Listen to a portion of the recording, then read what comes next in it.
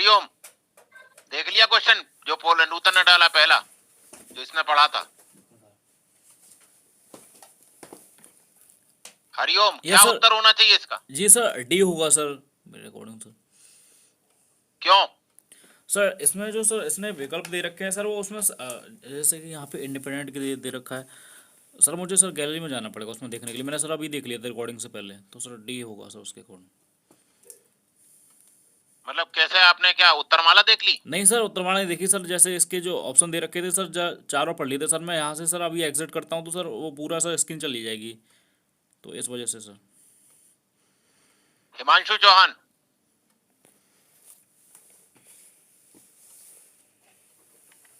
Himanshu Chauhan. Hello sir, आवाज आ रही है? अपना नाम देखते रहिए उसमें। इसके बाद ज्योति, कुमार गौरव, नूतन, पूरम पाठक, प्रतीक्षा गौड़, बिल्कुल तैयार रहिए। सर मूल अधिकारों को हमेशा ऊपर रखा जाता है नीति तत्वों से।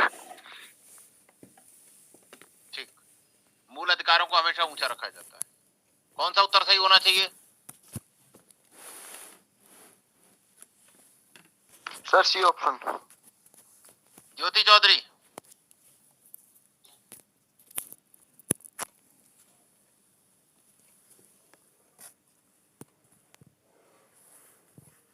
कुमार गौरव शाक्य। जी सर, ऑप्शन सर इसका डी आंसर होना चाहिए। क्यों? क्योंकि सर पहला जो ऑप्शन दिया है, इसमें दिया है नीति निर्देशक सिद्धांतों को मूल अधिकारियों की अपेक्षा किसी भी दशा में। तो सर ये जो शब्द है ना, किसी भी दशा में प्राथमिकता नहीं दी जा सकती, अतिशयोक्तिपूर्ण है सर, ये तो होगा नहीं। सर दूसरा वाला जो ऑप्शन है, मूल अधिकारों की अपेक्षा नीति निर्देशक सिद्धांतों को सदैव प्राथमिकता, ये सदैव सर ऐसा नहीं होता सर। तीसरा है सर, नीति निर्देशक सिद्धांतों की अपेक्षा मूल अधिकारों को सदैव प्राथमिकता दी जा सकती है सर, ऐसा भी नहीं है। कभी कभी कुछ नीति निर्देशक तत्व ऐसे होते हैं जो कुछ आवश्यक होते हैं मूल अधिकारों की अपेक्षा। लेकिन सर डी ऑप्शन सही लग रहा है। कुछ मामलों में नीति निर्देशक सिद्धांतों को मूल अधिकारों की अपेक्षा प्राथमिकता दी जा सकती है सर।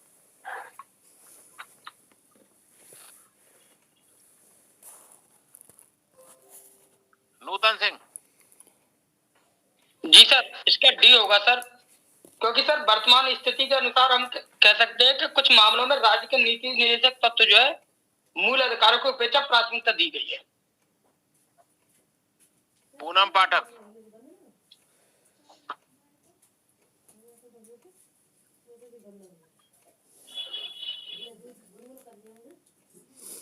प्रतीक्षा गौड़,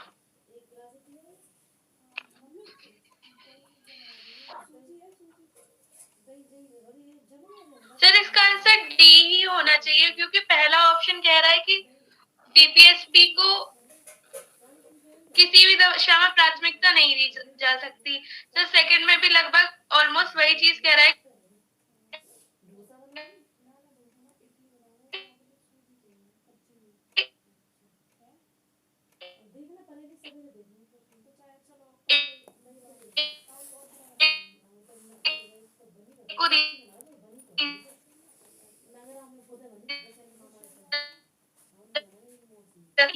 तो सर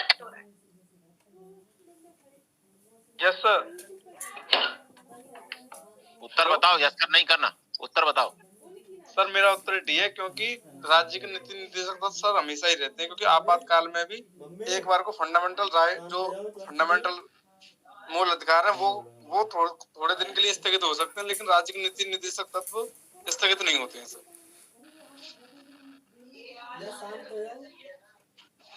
तो मेरे ख्याल से सर इसमें जो सबसे अच्छा सफिशिएंट आंसर जो होगा सर डी होगा। संजीव परियार। जी सर। सर इसमें ए और बी तो सर टोटली वो तो सर बिल्कुल ही गलत है सर। बाकी सी और डी में सर मुझे सर इसमें डी ही लग रहा है, इसका आंसर डी ही होना चाहिए। शिवम पुंडीर, वीडियो ऑन करिए सारे लोग। केवल मुझे अलका त्रिपाठी का वीडियो ऑन दिख रहा है और एक इसका कुमार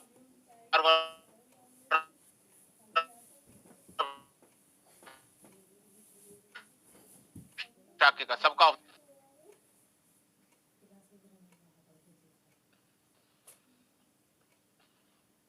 बताएं।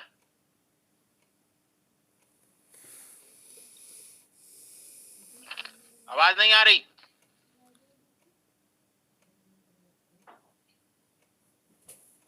आवाज नहीं आ रही है?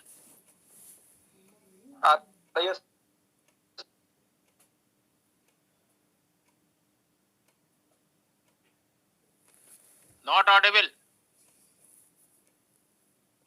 मोबाइल गड़बड़ है आपका।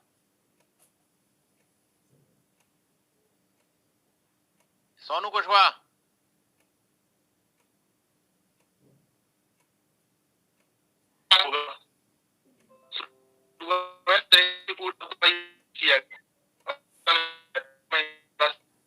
आप किसी अच्छी कंपनी का डोंगल लीजिए। आप किसी अच्छी कंपनी का डोंगल लीजिए। बहुत ही रद्दी टाइप की आवाज आ रही है आपकी। सर हमें नेटवर्क प्रॉब्लम है इसीलिए।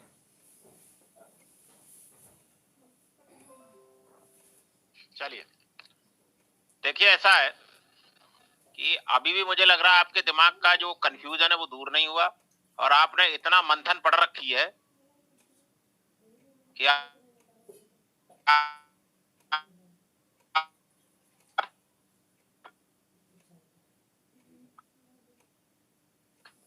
दिमाग में जो जी सर। वो ये है कि फंडामेंटल राइट, आप ऐसा समझिए कि लोकतंत्र में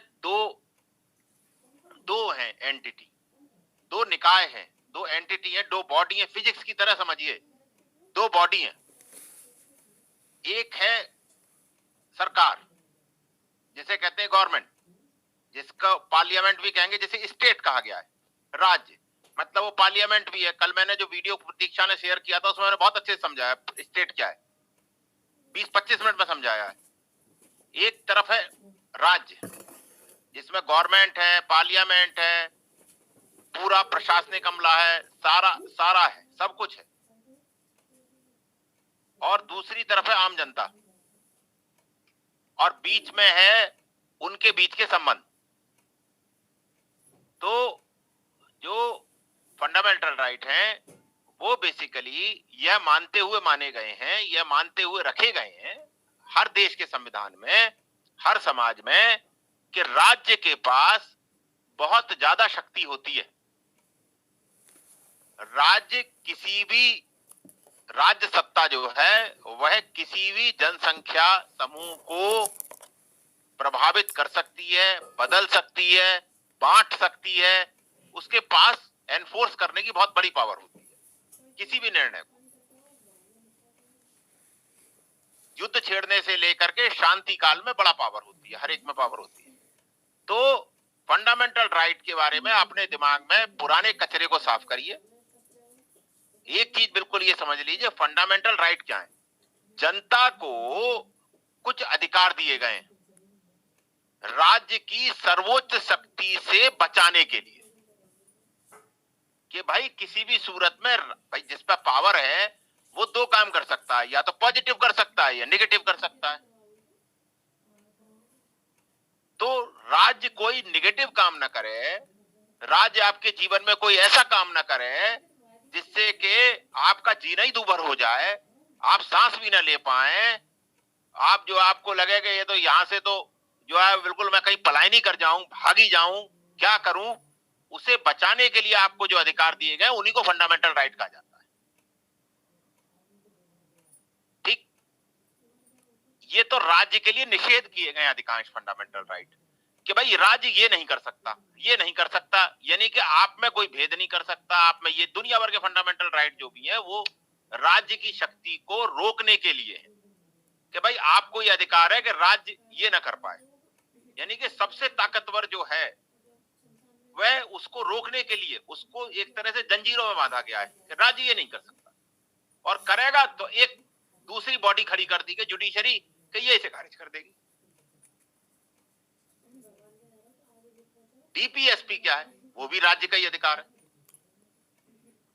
फंडामेंटल राइट तो ये है कि आपको एक बंच ऑफ थॉट्स दे दिए गए कि ये राज्य नहीं कर सकता, और हर एक में लिखा होगा state shall not discriminate, state shall not, ये नहीं कर सकता।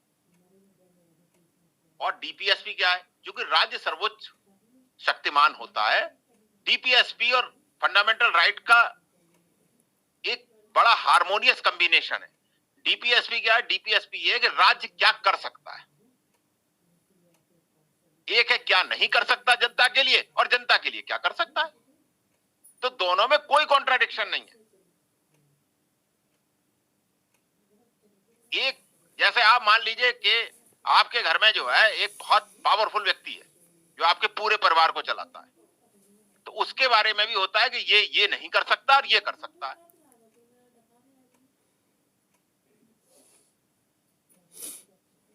आपके पिता या आपके बाबा जो आपके घर को चलाते हैं, उनके बारे में भी ये है कि ये नहीं कर सकते और ये कर सकते हैं, क्योंकि पावर तो सारी उन्हीं के हाथ में। वो चाहें तो बहुत कुछ बिगाड़ सकते हैं आपका।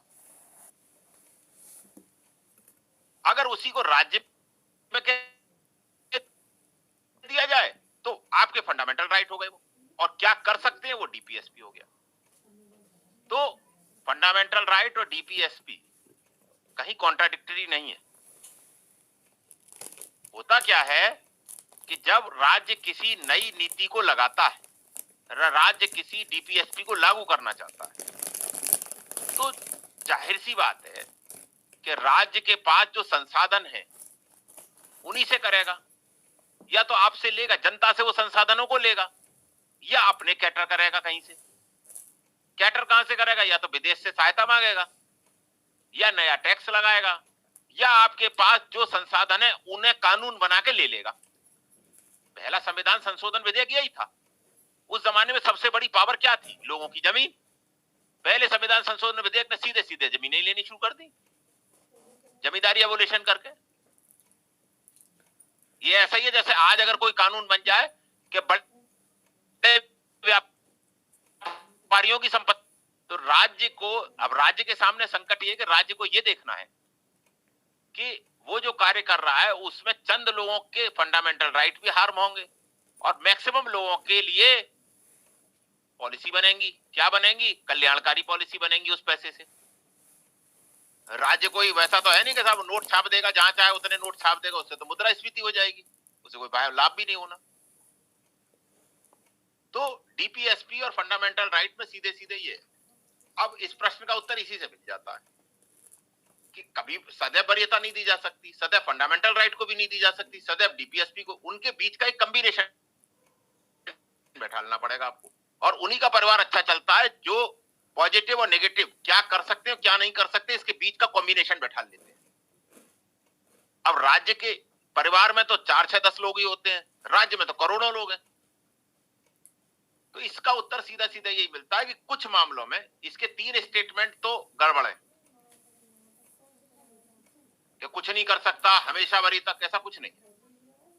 इसका एक ही सीधा उत्तर मिलता है, वो ये है कि कुछ मामलों में डीपीएसपी को वरीयता है।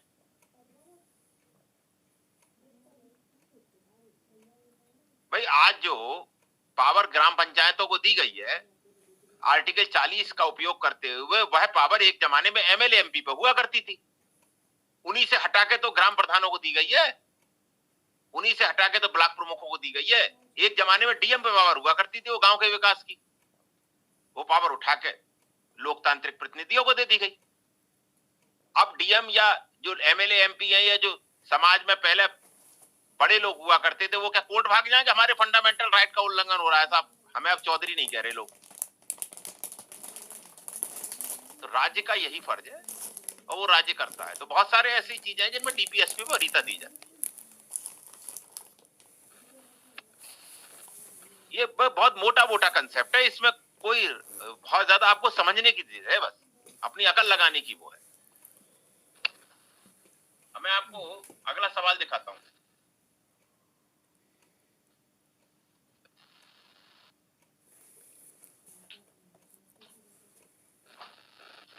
यूपीएससी ने पिछले सालों में 4-5 सवाल पूछे हैं।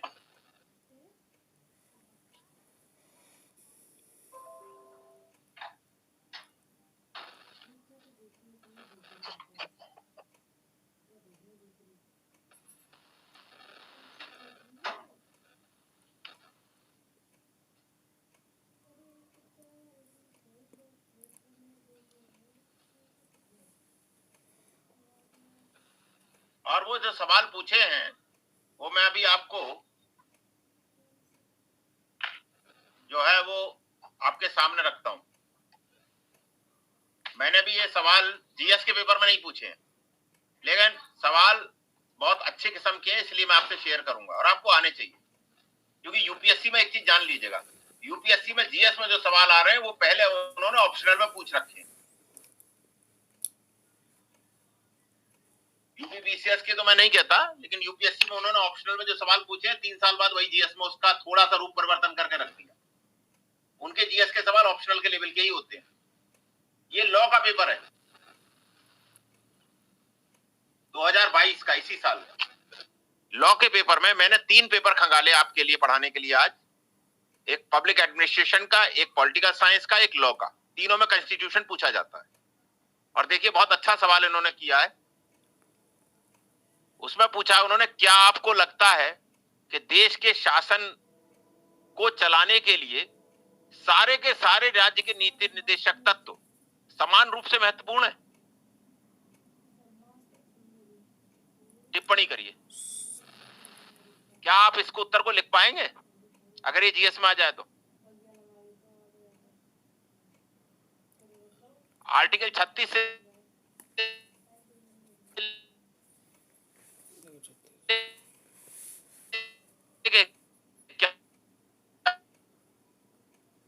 आज के ज्यादा महत्वपूर्ण है, कौन से कम महत्वपूर्ण है?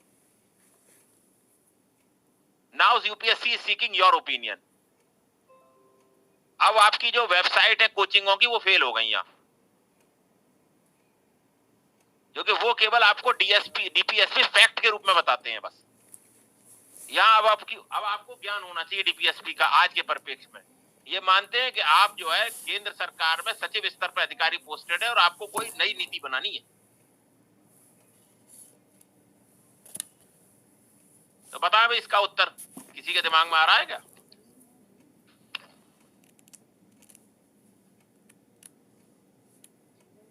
आपकी नजर में सबसे महत्वपूर्ण और सबसे कम महत्वपूर्ण बता दीजिए। चलिए, इतना तो कल आपने सीख ही लिया होगा भाई।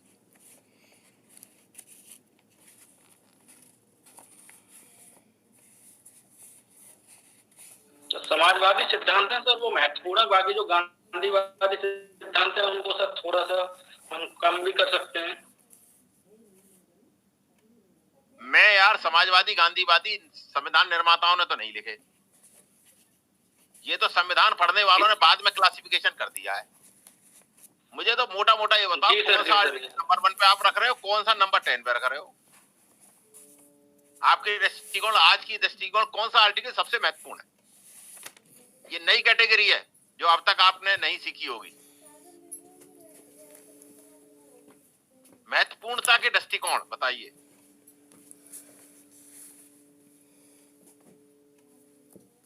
स्टेट वाइज मौन क्यों हो गए? सर स्टेट वाइज कैटेगराइज किया जा सकता है। जैसे अगर बिहार में एजुकेशन की जरूरत ज्यादा है तो वहाँ एजुकेशन के लिए काम किया जाए, उस डीपीएसपी को फर्स्ट नंबर रख दिया जाए, क्योंकि केरल में ये नहीं कर सकते, वहाँ की लिटरेसी रेट ज्यादा है। तो कंपैरिजन हो सकता है एक स्टेट से दूसरे स्टेट। अब नॉर्थ ईस्ट हो गया या फिर झारखंड, यहाँ पे हमें मिनरल्स वगैरह ये ज्यादा मिल जाते हैं, तो वहाँ पे उसके हिसाब से इंडस्ट्रीज को कैसे प्रमोट करना है, वहाँ के लोगों को कैसे अवेयर करना है कि इस तरीके के गैस या माइनिंग में ये प्रॉब्लम हो जाती है, तो लिविंग स्टैंडर्ड कैसे मेंटेन करना ये बताना। फिर मतलब स्टेट वाइज मेरा ये कहने का मतलब है कि इस स्टेट में किस चीज की सबसे ज्यादा नीड है, उस हिसाब से सब मतलब ये अवेयर किया जाए कि आपके लिए ये डीपीएसपी सबसे इंपॉर्टेंट है, तो उस हिसाब से स्टेट पॉलिसीज बनाए, नीति बनाए। इसके लिए तो चुनाव में जितने रीजनल पार्टी चुनाव लड़ती है वो स्टेट के मुद्दों पे ही लड़ती है और उनके डीपीएसपी क्लियर रहते हैं उनको चुनाव घोषणा पत्र में। नॉर्थ ईस्ट की स्टेट पार्टी जो है जो लड़ती है, साउथ की स्टेट पार्टी, उनके डीपीएसपी रहते हैं, उनके अपने स्टेट के हिसाब से ही करते हैं उसे, क्योंकि वो अपने स्टेट के लिए ही फाइट कर रहे हैं किसी मतलब इलेक्शन में, और वो उस पावर में आना चाहते हैं, तो वो किसी को मतलब वोटर्स को अट्रैक्ट करने के लिए पॉलिसीज तो देंगे ही, और वो अपने स्टेट को ही ध्यान में रख के देंगे। तो इसलिए ये कॉम्प्लीमेंट्री है, स्टेट की डीपीएसपी और जो डीपीएसपी कॉन्स्टिट्यूशन प्रोवाइड कर रही है, ये कॉम्प्लीमेंट्री है एक दूसरे के। मेरा सवाल फिर भी अधूरा रह गया। मैं तो केवल ये पूछ रहा हूँ आपके लिए कौन सा, आप आंसर में किसको जो है 5 स्टार देंगे, किसी को 4 स्टार, किसको 3 स्टार, किसको 1 स्टार, संपूर्ण भारत के लिए? अगर केंद्र सरकार को नीति बनानी है तब बताइए ना। आपने बिल्कुल अच्छा पहलू बताया, उसका सही बताया। एक ये भी पहलू हो सकता है कि स्टेट वाइज भी डिफरेंट करेगा, तो करेगा, वास्तव में डिफरेंशिएट करेगा। केंद्र सरकार के हिसाब से बताइए। और कौन आर्टिकल बताएगा? 39 सर आर्टिकल 39 जो क्या है? अरे यार 39 का जोड़ा गया है सर, ये जोड़ा गया है, वो सर इम्पोर्टेंट है काफी। और एक सर 39A और एक सर 42 आर्टिकल, वो भी इम्पोर्टेंट है। 39 में सर 39A में दिया है जो मतलब समान अवसर के समान न्याय की बात की गई, निःशुल्क कानूनी सहायता वगैरह जो असक्षम गरीब लोग हैं उनके लिए। ठीक है, ये बहुत इम्पोर्टेंट है। और सर 42 में भी न्याय संगत और मानवीय दशाओं के अनुसार सर उपबंध किए गए हैं, जैसे जो ऐसा व्यक्ति है उसकी मानवीय दशाओं के अनुसार ही कार्य मिलना चाहिए। ये नहीं है कि अगर कोई व्यक्ति है जो बच्चे हैं उसको मतलब कारखाने वगैरह में कार्य करा दिया जाए, ऐसा नहीं है सर। तो ये इम्पोर्टेंट है सर, इसको लागू कराया जाना चाहिए। मात्र सुरक्षा की बात कही गई है सर उसमें। नेक्स्ट और कौन बताना चाहेगा? यही चर्चा होनी है आज, इसी से आपको बीपीएससी कंडक्ट होगा। सर 39 जो है जिसके माध्यम से क्षेत्रीय स्तर पर विकास हो सकता है। क्या है उसमें?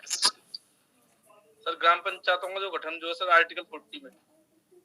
ग्राम पंचायतों का गठन हो गया, 95 से इलेक्शन हो रहे हैं, 25 साल हो गए सर। उसके माध्यम से क्षेत्रीय जो भी दीदी ने बताया था उसकी सारी समस्या क्षेत्रीय जो राज्य। अरे भैया सवाल ये है ही नहीं, सवाल ये है ही नहीं कि ग्राम पंचायतों के माध्यम से विकास करना है कि नहीं करना। सवाल ये है कि इन आर्टिकल्स में से नहीं समझ पा रहे आप उसके मर्म को, उत्तर के उसके प्रश्न के मर्म को समझो ना। जी सर। आप एक तो माइक बंद करो, प्रश्न के मर्म को समझो। वही वो टिपिकल गलती मत करो कि पूछ कुछ रहा है और बोल कुछ रहे हो। पूछा ये जा रहा है कि कौन सा आर्टिकल ज्यादा महत्वपूर्ण है और क्यों। तो भाई उसमें 40 के बारे में अगर आप सन 93-94 में इस बात को कह रहे होते, 92 में, तब तो मान लिया जाता।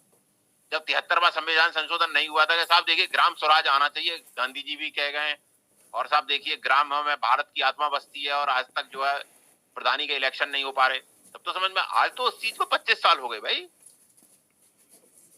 आज की डेट में बताओ कौन सी वाइबिलिटी किसकी ज्यादा है? यही बात ये है कि ग्राम सुधार से जो है बहुत सारा होगा, तो ये डीपीएसपी का मैटर नहीं है। अब ये आर्टिकल 40 के तहत सरकार तो अपना काम कर चुकी, अब ये ग्राम विकास सुधार होगा। जैसा अब ये एरिया छूट गया, ये एरिया छूट गया, ये एरिया छूट गया, कैसा वो गेहूं पे तो सब्सिडी मिल रही है, मक्के पे नहीं मिल रही है। इशू यहाँ ये है ही नहीं। इशू यहाँ ये है कि इन 36 से लेके 51 के बीच में आप किसको टॉप पोस्ट प्रायोरिटी देंगे? टॉप 5 बताइए,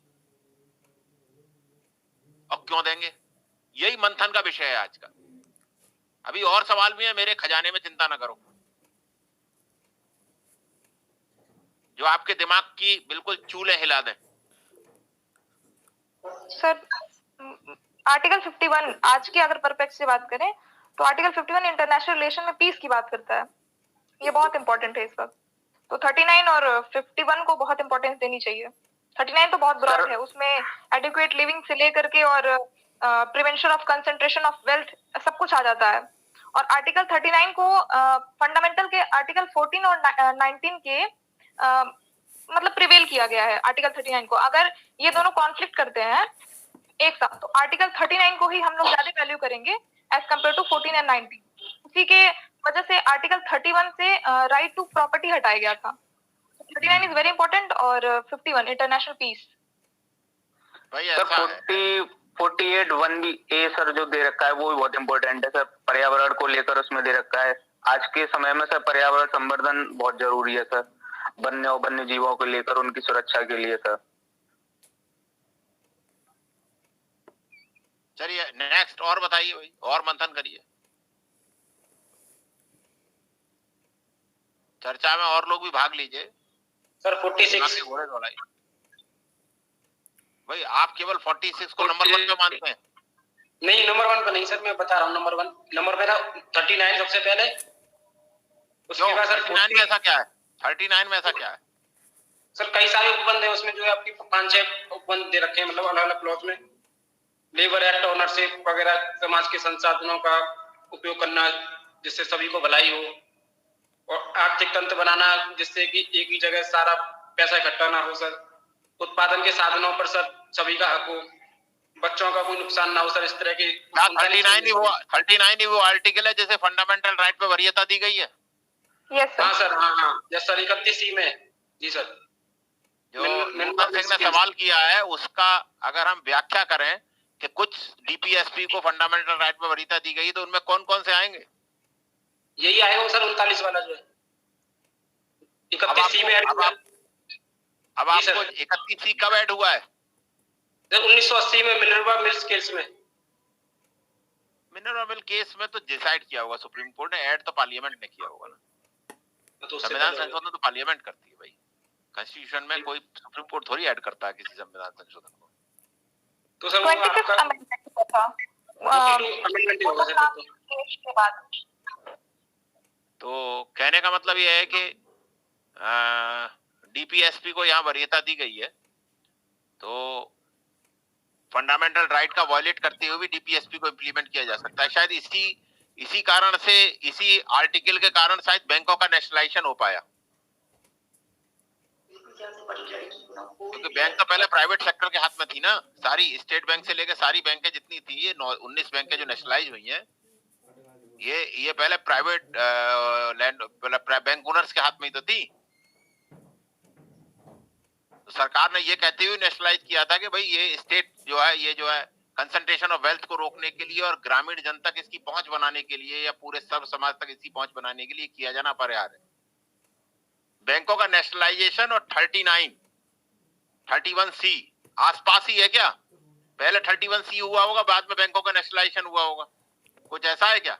यस सर।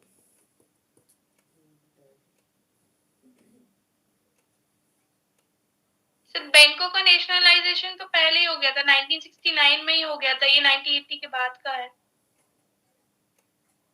उसके बाद ऐसे सरकार ने कौन से ड्रेस्टिक कदम उठाए जिसमें कंसंट्रेशन ऑफ वेल्थ को रोकने के लिए उपाय किए गए?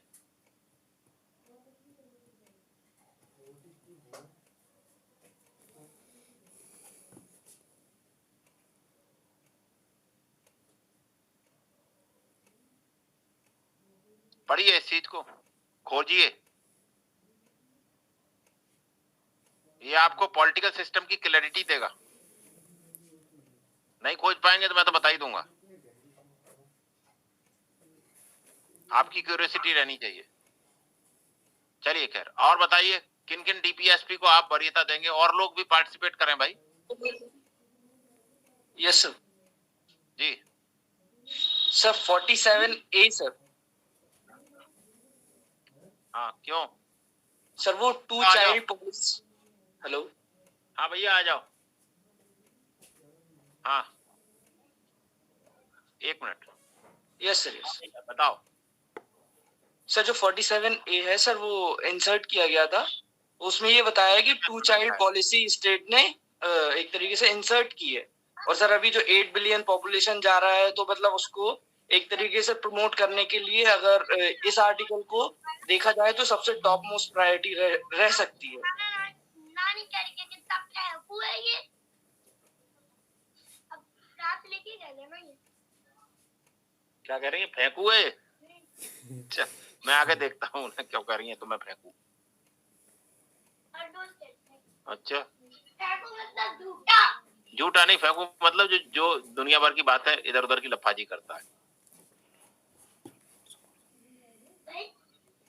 जब आपने कहा था ना, तो जब तुम 15 ईयर का हो जाऊंगा तो तुम्हें आईफोन दिलाऊंगा, है ना? 15 ईयर के हो जाओगे तभी तो दिलाऊंगा आईफोन। अभी कहाँ भी तुम 6 ईयर के हो। तो नानी कह रही है तो झूठ कह रहा। नहीं नहीं, सही कह रहा। कह दो उनसे कि मैं दिलाऊंगा, पापा दिलाएंगे जब मैं 15 ईयर का हो जाऊं। दरवाजा बंद कर जाना। और वो स्मार्ट वॉच? हाँ, स्मार्ट वॉच जब तुम 20 ईयर के हो जाओगे। अरे दीदी को 18 ईयर में मिल गई, और मुझे 20। तो तुम्हें 17 ईयर में दिलवा दूंगा। ठीक है। पापा ने पूछा है नानी। हाँ बताओ क्या कह रहे थे? Yes sir. सर जो 47A है, 47A सर वो 2 चाइल्ड पॉलिसी को सर इंसर्ट करने की बात कहता है, और सर जो अभी पॉपुलेशन है वो 8 बिलियन क्रॉस कर चुकी है सर। एक तरीके से मतलब वो इस चीज को प्रमोट करेगा कि कंट्रोल होना चाहिए उस चीज पर। ये बात ठीक है। और भाई अभी आज तो मैंने अखबार में पढ़ा कि कॉमन सिविल कोड वाली भी बात हो रही है। यस सर, यूसीसी चल रहा है। सरकार बिल्कुल कटिबद्ध है कॉमन सिविल कोड लागू करने के लिए, यूनिफॉर्म सिविल कोड के लिए। वो कौन से आर्टिकल में? 44।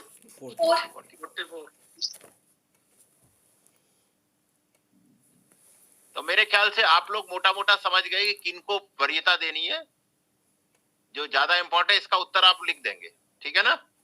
तो we can move to next answer. और मैं चाहूंगा अगले आंसर में जिन्होंने अभी नहीं बोला वो अगले आंसर में पार्टिसिपेट करें। सबसे पहले हम 3 मेरे पास मेंस के सवाल हैं और 3 ही हमारे पास प्री के सवाल हैं। अब हम आगे चलते हैं इनके भेजे हुए सवालों में। अगला सवाल है, निम्न कथनों में विवाद करिए। समान न्याय पर निःशुल्क विधिक सहायता, उद्योग के प्रबंधन में कर्मगारों की भागीदारी, सहकारी समितियों का उन्नयन, पर्यावरण का संरक्षण और राष्ट्रीय महत्व के स्मारकों का क्या है यार संरक्षण। तो ये पांचों है भाई? नहीं सर, ऊपर के हैं 4। इसमें ये पूछा बाद में कौन कौन से ऐड किए गए, तो ऊपर के आएंगे सर 4। तो ये तो मुझे लग रहा है आप लोगों ने बिल्कुल पीएचडी कर रखी होगी इस तरह के सवालों पर, तो खरीदोगे।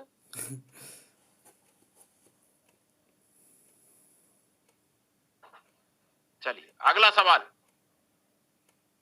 आप सब हॉट सीट पे बैठे हुए हैं, बिल्कुल अगला सवाल।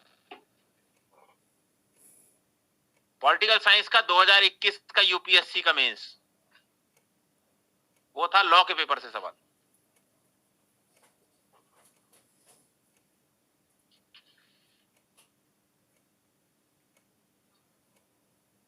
बहुत अच्छा सवाल। राज्य के नीति निर्देशक तत्वों के साथ मौलिक अधिकारों के संवैधानिक रूप से सामंजस्य स्थापित करने के लिए, जिसकी मैं अभी बात कर रहा था, डीपीएसपी और एफआर में कॉन्स्टिट्यूशनली सामंजस्य बैठाने के लिए संविधान में निरंतर संशोधन और न्यायिक हस्तक्षेप की आवश्यकता पड़ी। इस बात की विवेचना सीधे सीधे वो राज्य द्वारा बनाए गए किसी भी कानून जो कि डीपीएसपी के अंतर्गत था, यानी कल्याणकारी राज्य के लिए था, जिससे समाज के किसी न किसी तबके का भला हो रहा था, उस कानून को जब सरकार ने बनाया, राज्य ने बनाया, तो उसके बाद जो उससे नुकसान में जा रहे थे वो कोर्ट गए। तो कोर्ट ने उनके पक्ष में यह आदेश किया, मान लो कि फंडामेंटल राइट का वायलेशन हो रहा है, तो सरकार ने कोर्ट के उस निर्णय को खत्म करने के लिए या नल एंड वॉइड करने के लिए पुनः एक संविधान संशोधन कर दिया।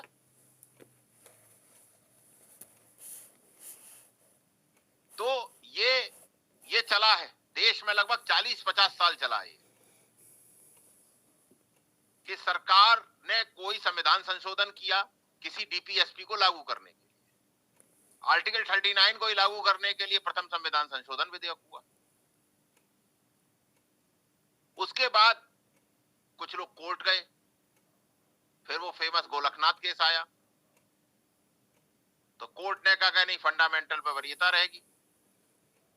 सरकार ने उसके बाद फिर पुनः एक संविधान संशोधन विधेयक कर दिया, फिर लोग कोर्ट गए, फिर संविधान संशोधन हुआ, भिन्न भिन्न मुद्दों पर हुआ है। आपको इसमें संविधान संशोधन के कम से कम 10 संविधान संशोधनों का जिक्र करना है जो कि किसी न किसी डीपीएसपी को लागू करने के लिए हुए। 1947 से लेके मेरे को याद आ रहा है कम से कम सन 2000 तक के तो मुझे याद है। उन डीपीएसपी के इंप्लीमेंट के लिए सरकार ने कानून बनाए, लोग कोर्ट गए, सरकार ने फिर उसमें कानून बना दिया कोर्ट के ऑर्डर को न्यूलीफाई करते हुए।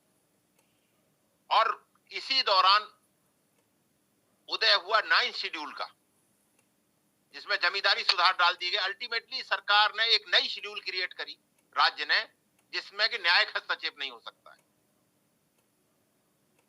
तो वो यही पूछ रहा है कि डीपीएसपी और मौलिक अधिकारों के संवैधानिक रूप से सामंजस्य स्थापित करना। भाई सामंजस्य तो इनमें स्थापित करना ही पड़ेगा,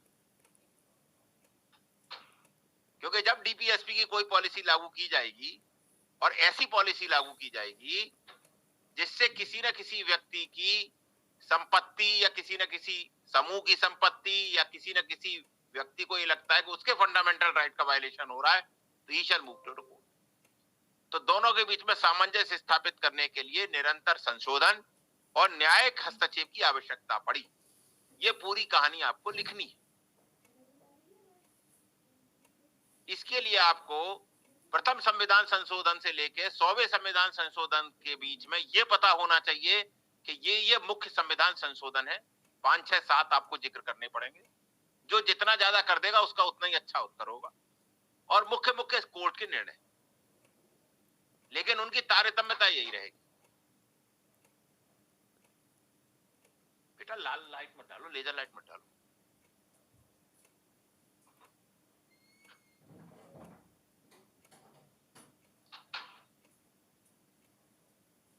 अब आप बताइए, इसमें इसकी कहानी पर प्रकाश डालिए।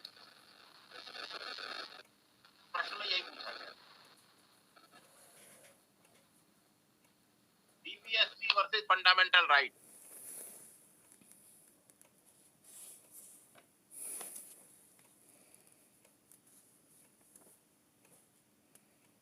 सर इसमें 3 इंपॉर्टेंट केसेस को लिखा जा सकता है, एक गोलकनाथ, एक केशवानंद और एक मिनर्वा मिल।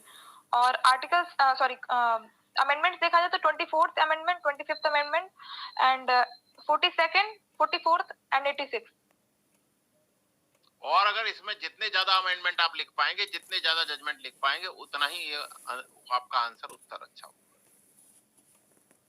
तो क्या ये थीम तो समझ में आ गई ना सबके, क्या लिखना है? और ये सवाल, क्या ये सवाल ऐसा है जो मेंस में केवल सब्जेक्ट में ही आ सकता है? ये जीएस में रखा जा सकता है या नहीं, या कठिन है सवाल? आपके हिसाब से ये सवाल यूपीएससी के जीएस के लेवल का है या पीसीएस की जीएस के लेवल का है?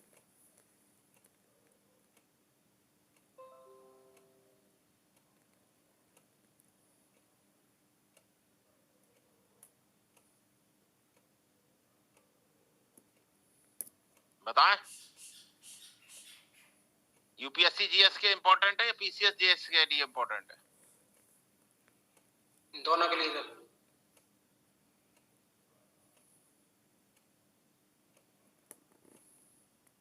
या लग रहा है केवल यूपीएससी की जीएस में ही आ सकता है? नहीं सर, पीएससी की में भी आ सकता है। क्या इसको आप लिख पाएंगे? बाकी लोग बताएं और भी तो चर्चा करें जरा इस पे। लिख जाएगा सर आराम। जी सर लिख जाएगा सर। जी सर लिख जाएगा। कब तक लिख के डालोगे इसे? कल लिख दीजिए। सर एक बार क्वेश्चन और बोल दीजिए दोबारा। लिखो, राज्य के नीति निर्देशक सिद्धांतों के साथ मौलिक अधिकारों के संवैधानिक रूप से, राज्य के नीति निर्देशक सिद्धांतों के साथ मौलिक अधिकारों के संवैधानिक रूप से सामंजस्य स्थापित करने के लिए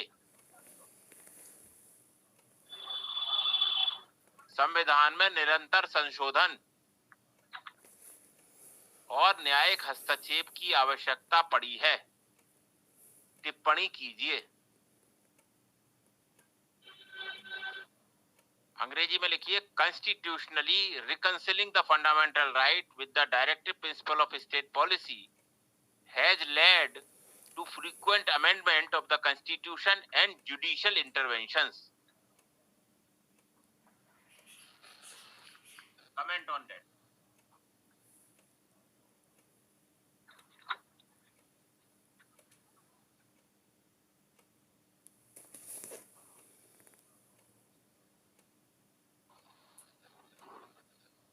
पिछला वाला सवाल लिख लीजिए। क्या आपको लगता है कि देश के शासन में सभी राज्य के नीति निर्देशक तत्व समान रूप से महत्वपूर्ण है? आपके हिसाब से कौन से नीति निर्देशक तत्व ज्यादा महत्वपूर्ण है और कौन से उतने महत्वपूर्ण नहीं है? Do you think that all the directive principles of state policy are equally fundamental for the governance of the country, or some are more important and some are not? Please comment.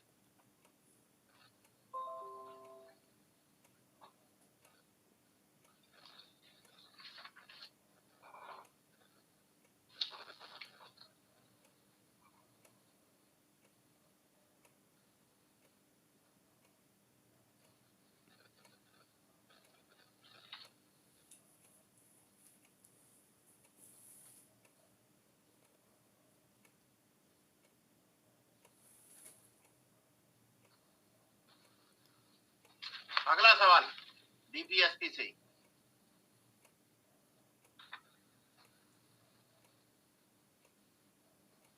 राज्य के नीति निर्देशक तत्वों के प्रावधान किसी भी न्यायालय द्वारा प्रवर्तनीय नहीं है, किंतु फिर भी वे देश के शासन के लिए मूलभूत है। संविधान के भाग 4 में अंकित सभी वांछित उद्देश्यों को प्राप्त करने में सरकार की भूमिका का परीक्षण करिए। सवाल यह है कि इसमें सरकार की तो भूमिका है सारी।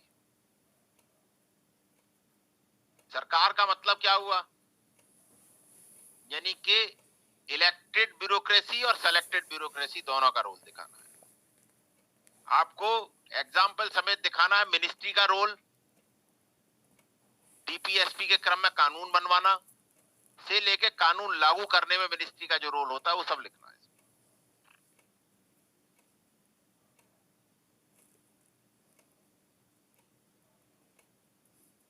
जो कानून लागू कराने का लेजिस्लेचर का रोल है वो भी लिखना है। सॉरी, कानून बनाने में जो लेजिस्लेचर का रोल है वो लिखना है, और एग्जीक्यूटिव का जो रोल है वो भी लिखना है। क्योंकि सरकार में दोनों चीजें आती हैं। इलेक्टेड गवर्नमेंट, उसका हिस्सा लेखपाल से लेकर के और चीफ सेक्रेटरी तक सब है, और पार्षद से लेकर के चीफ मिनिस्टर तक सब है, एमपी से लेकर प्राइम मिनिस्टर तक सब है। तो डीपीएसपी को लागू करने की प्रक्रिया कहां से शुरू होती है? इलेक्शन से शुरू हो जाती है। उन मुद्दों पे चुनाव लड़ा जाता है, फिर उन्हीं मुद्दों पे नीतियां बनती हैं, फिर कानून पारित किए जाते हैं, फिर उनके संबंधित विकास योजनाएं बनती हैं, फिर उसे लागू किया जाता है, फिर उसकी समीक्षा की जाती है, फिर उसमें जो शिकायतें होती हैं उनका निवारण किया जाता है। यही लिखना है सब।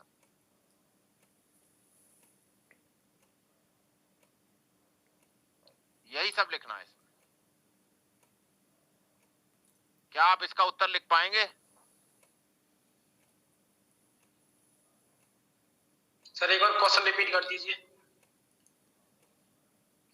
राज्य के नीति निर्देशक सिद्धांतों के प्रावधान किसी भी न्यायालय द्वारा लागू नहीं किए जा सकते, फिर भी ये सभी नीति निर्देशक तत्व देश के शासन में मूलभूत हैं, फंडामेंटल हैं।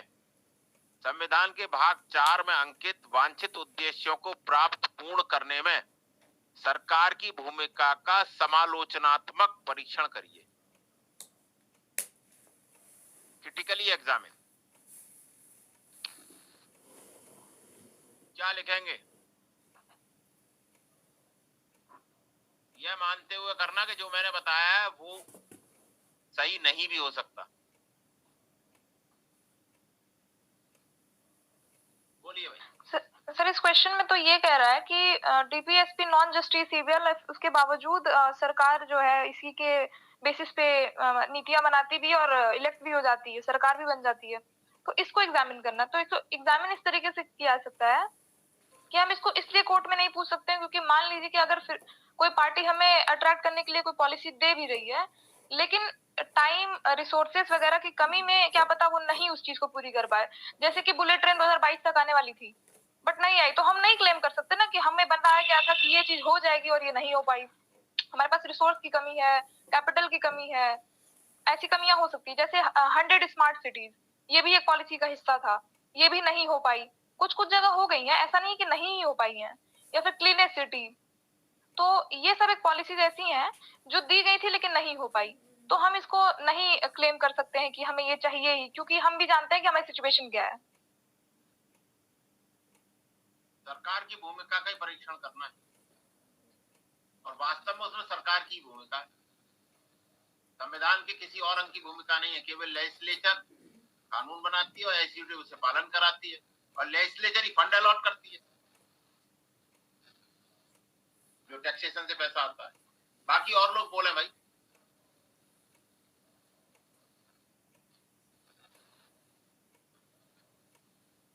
बाकी और लोग बोले। सर यही है कि उसमें बोला है कि इन्फोर्सिएबल नहीं है, कोई भी कोर्ट उससे जबरदस्ती, ऐसा नहीं है कि डीपीएसपी को लागू करवा ही लेगा, लेकिन तब भी पूरा जो सिस्टम है गवर्नेंस का या एडमिनिस्ट्रेशन का, वो इसी के उस पे चल रहा है। क्योंकि सर एक तो चीज ये है कि डीपीएसपी ही है जो वेलफेयर ऑफ द स्टेट को प्रमोट करती है, और जो भी गवर्नमेंट है या फिर इलेक्टेड है या ब्यूरोक्रेट जो भी सिलेक्टेड है, उनका काम भी यही है कि वेलफेयर को जो है वो प्रमोट करें। तो एट द एंड सर वो डीपीएसपी के अकॉर्डिंग ही काम करेंगे, बट एनफोर्सिएबल नहीं है, तो anyone can not say that कि we are not getting this, but still everything is running over that. Role of the government. जी सर, ओवर पूरा रोल जो है वो इसी पे चल रहा है, क्योंकि उनका काम जब तक दिखाएंगे नहीं कि हम आपका वेलफेयर कर रहे हैं, हम आपके लिए सोच रहे हैं, तो वो इलेक्ट भी नहीं होंगे सर। तो अरे भाई, इसमें जो विकास का मुद्दा है वही तो लिखना है।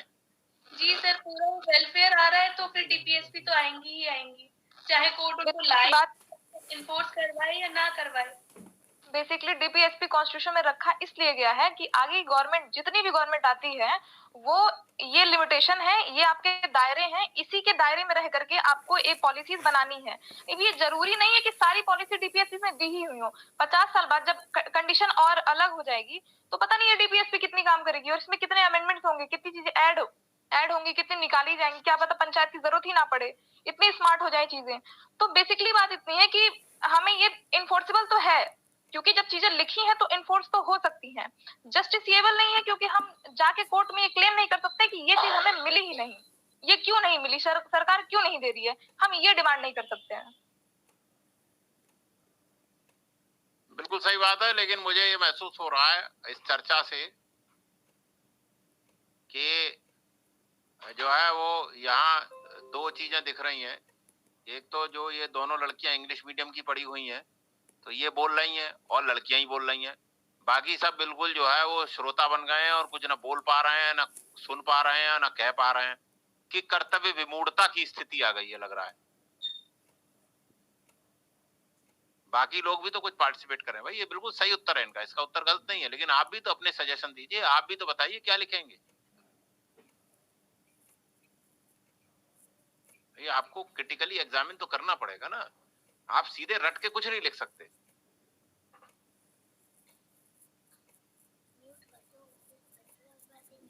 अच्छा, पर्सनल बातें कह रहे, म्यूट कर दूं, बताओ।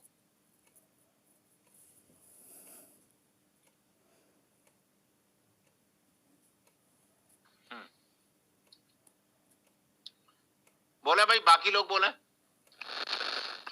सरकार की भूमिका पर कोई भी चीज बता, कुछ भी। संजीव परिहार। जी सर, बोलिए सर। जैसे सर इन्होंने बताई थे, बाकी सर इसमें ये भी जोड़ना चाह रहा हूँ कि सर देश के जो डेवलपमेंट का जो इशू है सर, उसको डीपीएसपी में बहुत सारे प्रोविजन ऐसे भी है कि बहुत जरूरी भी है।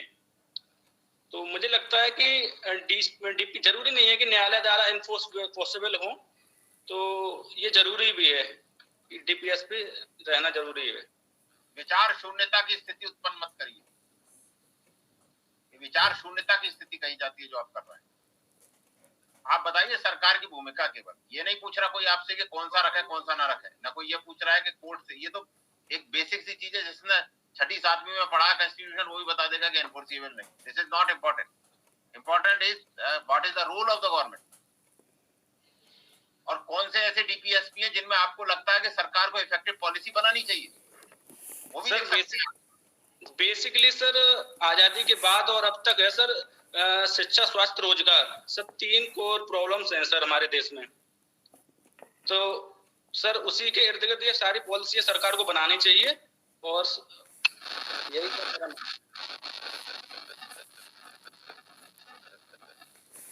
डीपीएसपी तो एक आदर्शवादी कल्याणकारी राज्य की कल्पना करते हैं, आइडियल वेलफेयर स्टेट।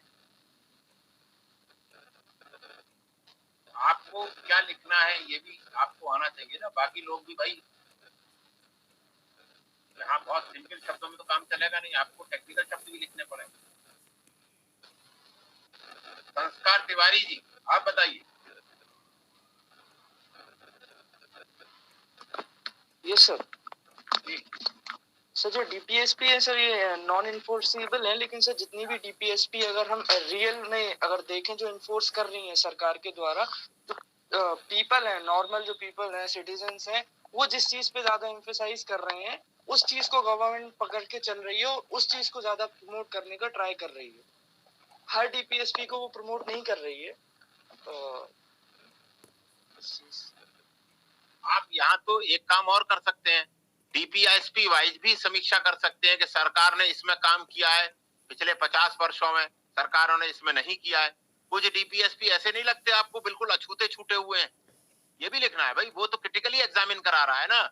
आपको ये भी लिखना है कि कौन से डीपीएसपी अधूरे छूटे हुए और किसमें जरूरत से ज्यादा काम हो गया है। जी क्या सर, ऐसा भी लगता है? आइडियल वेलफेयर स्टेट की बात करते हैं तो आइडियलिटी तो सर टाइम के साथ वेरी करती है। जब उन्हें जिस चीज की जरूरत लगती है वो उस हिसाब से काम करते जाते हैं। जैसे सर उन्होंने न्यूट्रिशन लेवल वाला 6 साल से नीचे के बच्चों के लिए कर दिया, जबकि वो पहले 6 से 14 वर्ष के बच्चों के लिए था।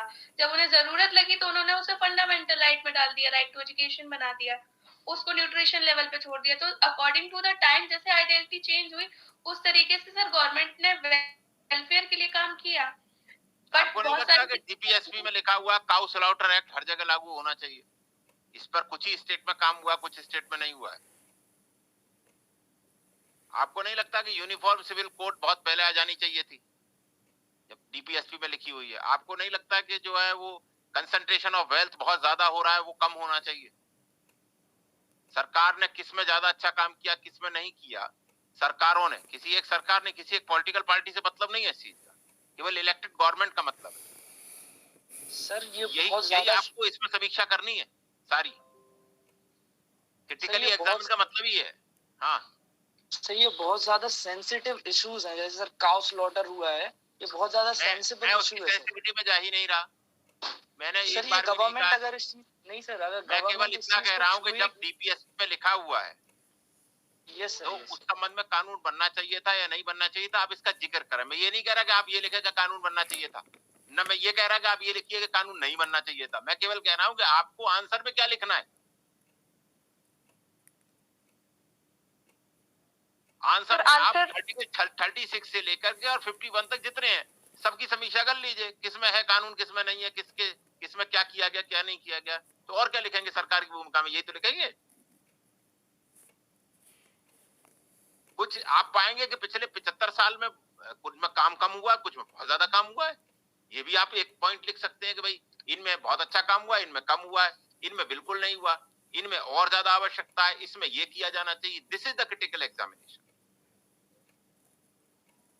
वहां एक लाइन लिखने से काम नहीं चलेगा कि साहब ये कोर्ट से लागू नहीं हो सकते, बोले ये तो सबको मालूम है। मेंस का आंसर है भाई, ये कोई ऐसा तो नहीं है ना। उम्मीद करता हूं कल आप इसे लिख के डालेंगे सभी लोग। भाई डालेंगे या नहीं? जी सर डाल देंगे सर। जी सर, मुझे अभी बहुत सारे लोगों की आवाज ही नहीं आई। जब मैंने पूरे की पॉइंट बता दिए क्या लिखना है, कैसे लिखना है। जी सर। किसी वेबसाइट पे मत जाइए, अपने दिमाग को चलाइए, अपने दिमाग से लिखिए बिना किसी, केवल बेयर एक्ट अपने सामने रख लेना, देख लेना इससे संबंधित क्या हुआ। Don't copy any website, don't copy any coaching notes. हाँ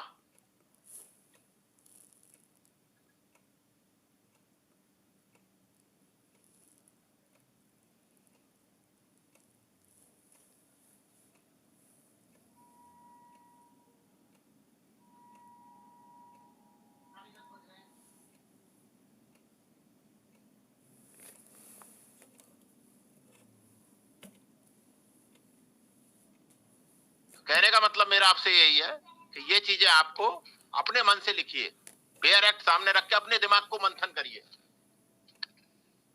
ठीक है ना। और आपको लगता है कि इसमें और होना चाहिए तो वो लिखिए, यही होना है। चलिए नेक्स्ट सवाल पीटी का देखते हैं। 10:16 हो रहे हैं।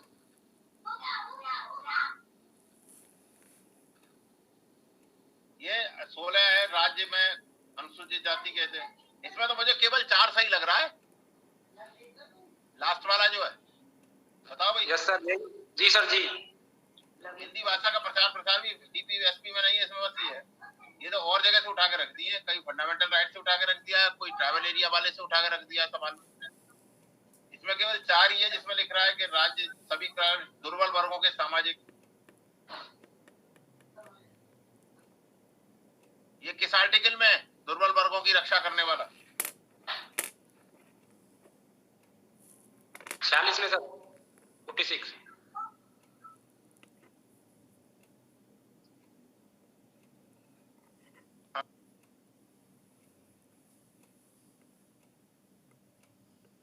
आ जाओ।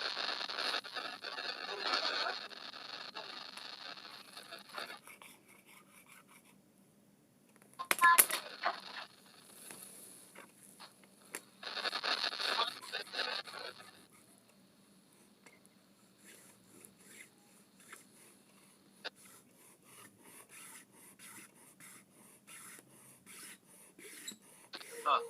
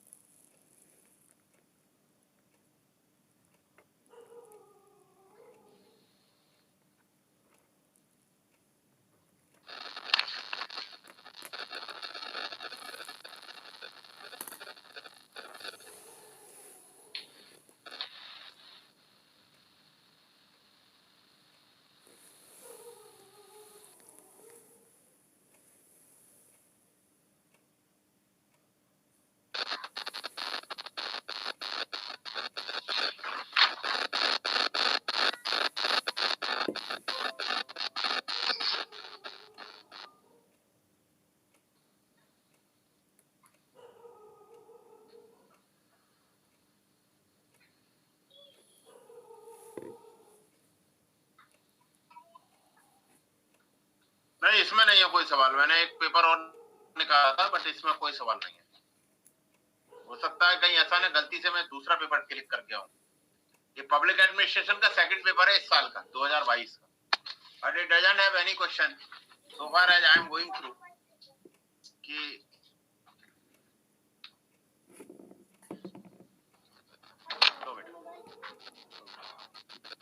तो इसमें कोई सवाल नहीं डीपीएसपी से संबंधित।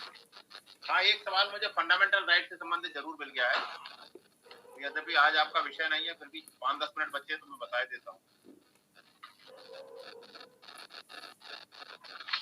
बहुत अच्छा सवाल है। मूल अधिकारों के बारे में यह कहा जा सकता है कि उन्होंने वर्तमान समाज के सामाजिक मूल्यों का संवैधानिकरण कर दिया है। वास्तव में तो ये सामाजिक मूल्य है। किसी भी समाज को जिंदा रहने के लिए इस तरह के मूल्य होना आवश्यक है। बस उन्हें संविधान में लिख दिया गया है और सबसे पवित्र किताब में लिख दिया गया है, इसलिए उनका संवैधानिकरण हो गया है। यानी अब उसे कोई डिनाई नहीं कर सकता। समाज का कोई भी तबका उसे ये नहीं कह सकता कि मैं नहीं मानूंगा, और कोई भी गवर्नमेंट ये नहीं कह सकती कि मैं नहीं मानूंगा। तो इसी को संवैधानिकरण कहते हैं। तो ये इन्होंने पूछा है कि मूल अधिकारों के बारे में यह कहा जा सकता है कि उन्होंने वर्तमान समाज के सामाजिक मूल्यों का संवैधानिकरण कर दिया। तो किसी भी आदर्श समाज में इस तरह के मूल्य होते हैं, और अगर इस तरह के फंडामेंटल राइट नहीं है तो वह समाज एक तरह से अत्याचार पर आधारित है।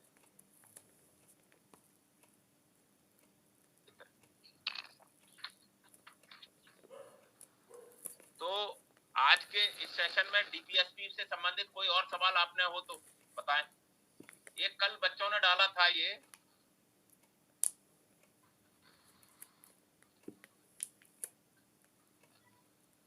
शायद किसी जो कोचिंग की वेबसाइट से डाला गया है।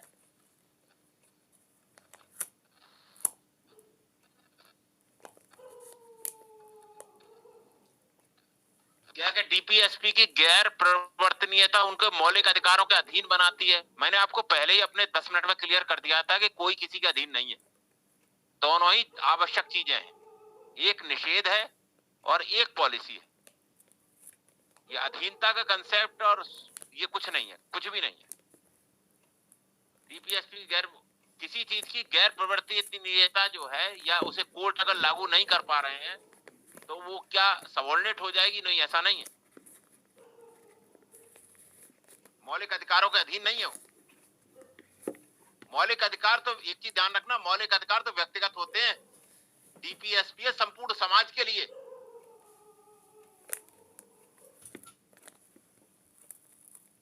फंडामेंटल इन गवर्नेंस है वो। सामाजिक और आर्थिक लोकतंत्र यही प्रदान करता है।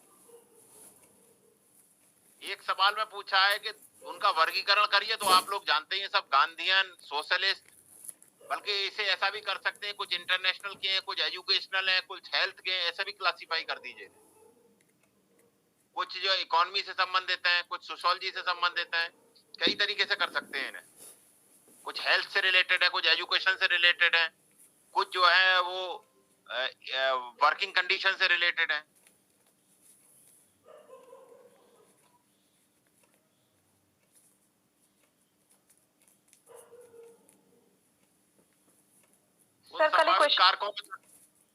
संभावित कारकों पे चर्चा करें जो यूनिफॉर्म सिविल कोड बनाने से रोकते हैं, तो इस पे तो आपको बहुत लिटरेचर मौजूद है, इसे आप लिखिए। मेरे पास इतने ही सवाल थे, अब आप लोग शुरू करिए। सर कल एक क्वेश्चन आप पूछे थे, आर्टिकल 12 एंड आर्टिकल 36 में क्या डिफरेंस है? तो मेरे पास तो आंसर है, लेकिन बाकी लोग ना बताओ। सर आर्टिकल 12 जो है वो गवर्नमेंट के साथ साथ सारी प्राइवेट एंटिटीज, मतलब सब कुछ आ जाता है उसमें। और जो आर्टिकल 30 मतलब कि ये कि आर्टिकल 36 जो है उसमें क्या होता है कि सिर्फ गवर्नमेंट से रिलेटेड है, गवर्नमेंट क्या पॉलिसीज बनाती हैं उसको हम लोग जाके कोर्ट में क्लेम नहीं कर सकते। लेकिन अगर हमारा फंडामेंटल राइट कोई प्राइवेट एंटिटी भी वायलेट कर देता है तो हम कोर्ट में पहुंच सकते हैं। ये तो मतलब ये बेसिक सा डिफरेंस है उसमें कि प्राइवेट एंटिटीज भी आ जाती हैं आर्टिकल 12 में। नहीं वो ठीक है, तुमने सही उत्तर दिया, बट मैं जो पूछ रहा था वो स्टेट की डेफिनेशन में पूछ रहा था कि राज्य की बात कर रहे हैं। स्टेट में ही ये चीजें कंबाइन हो जाती है। नहीं, राज्य की परिभाषा में प्राइवेट व्यक्ति नहीं आता, राज्य की परिभाषा में तो केवल यही आते हैं। लेकिन फंडामेंटल राइट लिखा हुआ था, मतलब देखिए मेरी बात, मोटा मोटा स्टेट की परिभाषा में केवल वही आ सकता है जो सरकार द्वारा पोषित हो या स्टेट के फंड का उपयोग करता हो। एक ठेकेदार जो किसी ब्रिज को बना रहा है और वह भी लोक सेवक की परिभाषा में आ सकता है, इसलिए वह भी माना जाता है, मोटे ब्रॉड अर्थ में आ जाता है, मोटा ब्रॉड अर्थ में आ जाता है। बाकी लोग बताएं भाई, इससे संबंधित डीपीएसपी से संबंधित प्रश्न। मेरा मानना है कि 90% भी ज्ञान अगर आपको हो जाए फंडामेंटल राइट डीपीएसपी का, तो आपका बेड़ा पार हो जाएगा। बाकी 5-10% ज्ञान अगर नहीं भी हो रहा है तो संविधान विशेषज्ञों पे छोड़ो, आपको तो एग्जाम क्वालिफाई करना है, इतना पर्याप्त। बताएं भाई, बाकी लोग बताएं।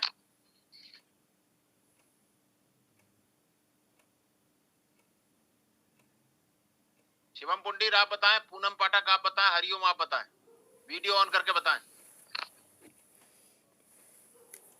सर अभी देखे नहीं है, कल बता देखूंगा जो पुरानी क्वेश्चन।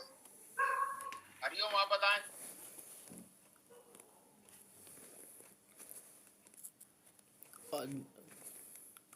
जी सर, मेरे पास सर कोई क्वेश्चन तो नहीं है सर वैसे, लेकिन सर हाँ ये है कि डीसी सर छांगला का एक सर मेरे पास एक कोटेशन है, उन्होंने कहा था जो सर भारत के सर पहले जो मुख्य न्यायाधीश रहे हैं सर डीसी छांगला, उनके अनुसार ये था सर कि अगर ये सारे जितने भी डीसी सर तत्व है सर, उन सभी को अगर इम्प्लीमेंटेशन का करा जाए, उनका पालन करा जाए, तो सर हम पृथ्वी पर ही मतलब एक स्वर्ग का मतलब अनुभूति करेंगे। तो इस तरीके का था वो सर कोटेशन जो है। अरे भैया सब लागू हो जाएंगे तो आइडियल समाज बन जाएगा। जी सर। किसी को कोई कष्ट नहीं होगा। जी सर। यही तो आइडियल वेलफेयर स्टेट जो हम कह रहे हैं, बिल्कुल सही बात है, स्वर्ग यही होता है और क्या वो कोई परेशानी ना हो किसी को। जी सर, तो सर बस यही कहना चाह रहा था मैं सर। डीपीएसपी तो आपको बिल्कुल वर्ल्ड का डेवलप्ड कंट्री बनाना चाहते हैं। जी सर, बिल्कुल सही है, बिल्कुल सही कोट है। बाकी और लोग बताएं। गौरव सिंह आप बताएं, भारत गौतम आप बताएं।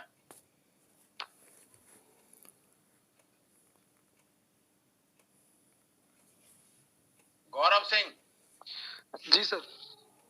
बोले। सर मैंने आज क्वेश्चन लिखे थे सर, मैं पहली बार कोशिश कर रहा हूँ आंसर राइटिंग, पहले कभी नहीं की। और सर एक क्वेश्चन लिखा था सर मैंने, ये क्वेश्चन है सर, चर्चा कीजिए कि वे कौन से संभावित कारक हैं जो भारत को राज्य की नीति के निर्देशक तत्व में प्रदत्त के अनुसार अपने नागरिकों के लिए समान सिविल संहिता को अविनियमित करने से रोकते हैं। तो सर ये 5-6 क्वेश्चन लिखे हुए हैं मैंने, हालांकि अभी लिखे नहीं है तो अरे भैया कौन से कारक है, मतलब ये है कि समाज के कई तबके नहीं चाहते हैं कि यूनिफॉर्म सिविल कोड लागू हो, वही आपको लिखना है। और उनके कारक क्या हैं? सिविल कोड और क्रिमिनल कोड में अंतर है। सिविल कोड में आता है आपका मैरिज, सिविल कोड में आती है आपकी एडॉप्शन, सिविल कोड में आता है आपका बच्चा गोद लेना, सिविल कोड में आता है मैरिज, सिविल कोड में आती है बहुत सारी अन्य चीजें, उत्तराधिकार, प्रॉपर्टी के राइट्स। तो ये हर समाज में अलग अलग है। तो इसमें यही लिखने कि ये जो है वो ये जो डिफरेंशिएशन है, हर समाज की परंपराएं अलग अलग हैं। तो सिविल कोड का मतलब हो गया सभी समाजों की एक ही परंपराएं, मतलब एक ही मोटा मोटा नियम होंगे। Okay sir. यूनिफॉर्म होंगे, मतलब एक ही नियम नहीं होंगे, ये भी कहना गलत है। यूनिफॉर्म होंगे मतलब वो हर एक के लिए अलग अलग नहीं होंगे। अभी तो फिलहाल हर एक का अलग अलग है। यूनिफॉर्म मतलब एक जैसे होंगे। ये नहीं है कि केरल में कुछ और है और जम्मू कश्मीर में कुछ और है, और ये भी नहीं है कि एक समाज में कुछ और है एक समाज में कुछ और है। माइनर वेरिएशन तो फिर भी रखे जाएंगे उसमें। ये हर समाज की परंपराएं अलग अलग होती हैं, धर्म में बहुत सारी चीजों की परिभाषाएं अलग अलग दे रखी हैं। लेकिन ये है कि मोटा मोटा यूनिफॉर्मिटी आ जाए। आज स्थिति वो नहीं है। आज बहुत सारे मैटर्स में अलग अलग समाजों के अलग अलग कानून और अलग अलग परंपराएं।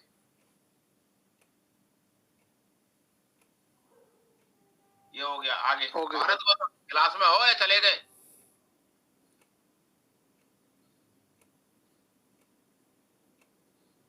सर एक क्वेश्चन मेरा है कि अगर हमको निजी विद्यालय है हमारा और उससे कोई भी सरकारी फंड नहीं मिल रहा है, तो क्या वो राज्य के अधीन आएगा कि नहीं आएगा?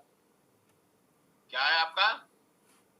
कोई निजी विद्यालय है जिससे पे कोई भी सरकारी मतलब फंड नहीं मिल रहा है, तो क्या वो राज्य के अंतर्गत होगा कि नहीं होगा? राज्य के अंतर्गत तो 100% है वो।